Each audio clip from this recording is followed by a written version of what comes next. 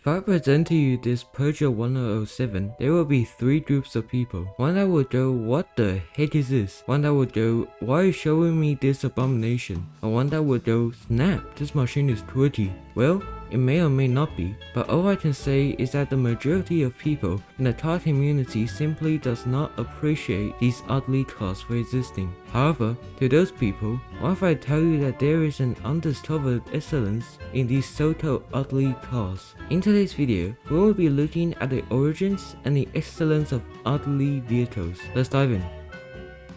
While ugly automobiles have technically been around since the beginning of cars, it only started peaking during the late 90s and lasted to the early 2010s. This was a time where automakers prioritized the vehicle's functions over its appearance, and a time where automakers tried to be cool with their designs. Take the Pontiac Aztek for example. While the car's look might not be its selling point, it sure benefited many of its practical features, such as the dual tailgate, its camping package, and its great fuel economy. Now, not all ugly cars are just about its quirky or practical features. No, look at the Aston Martin Legenda. Now, look at it again. No? You still dislike it? Okay, look at it while I explain some of the characteristics that the Legenda's design hits. It has a hint of elegance, sportiness, and aggressiveness. Can you sort of see those characteristics now? Alright, it may still take some time for a car's look to grow on you, but what I'm trying to say is that while ugly vehicles may initially look atrocious, as you start seeing these characteristics in cars, its inner beauty starts to shine, and the car starts to look decent, or even good.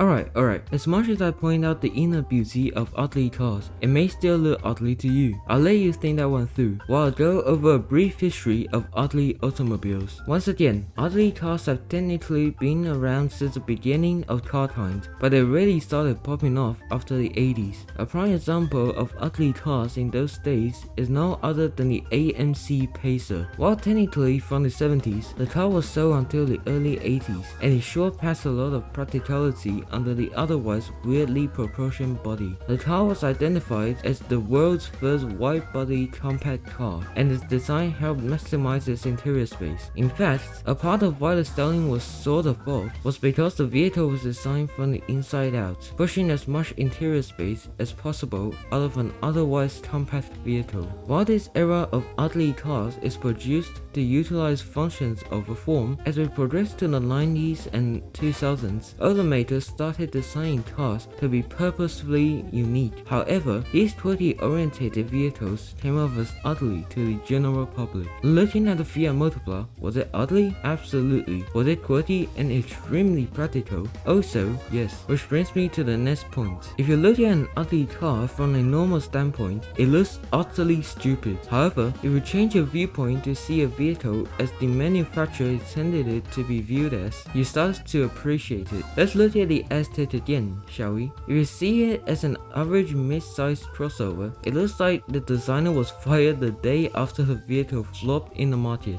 However, if you see it as a fun, practical, and unique crossover, it looks appealing and interesting. But of course, we can't move past this section of the video without looking at the iconic Fiat Multipla. You know what? I won't even defend this car. It looks horrendous. But even though the design was beyond savable, we can at least appreciate some of the characteristics the designers implemented. For example, the split front section makes the car look extremely quirky and unique, with no other car on the market looking even remotely similar. Moreover, the car's design heavily benefited the practicality of the car, which was what the Multipla was aiming for in the first place. With 6 seats, immense windows, and unmatched boot space for a car's size, you may be driving one of the ugliest cars ever, but at least you get the practicality of a minivan in the package of an average SUV. Anyways, enough rambling. Let's now look at some prime examples of ugly cars that's actually excellent. Once again, if you have a car in mind that I didn't mention, it's just as good as those that I did. First up, we got the first gen Nissan Juke. While many people hate this thing's look, I honestly love it. Look, the Juke is either love or hate, but I think more people need to realize that its design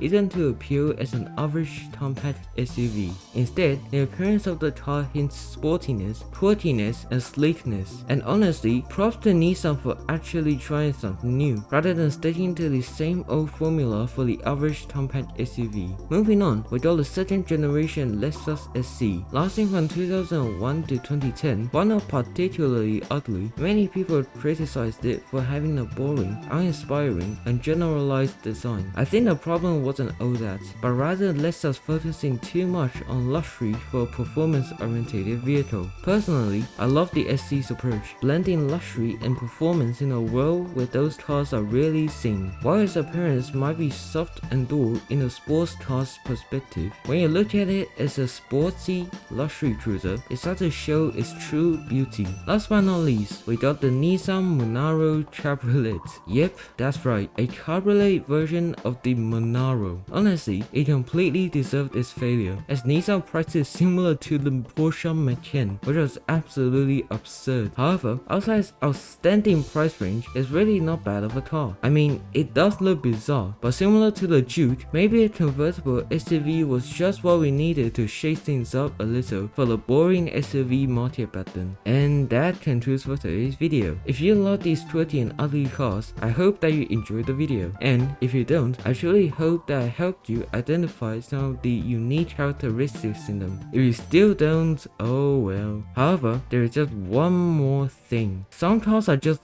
ugly.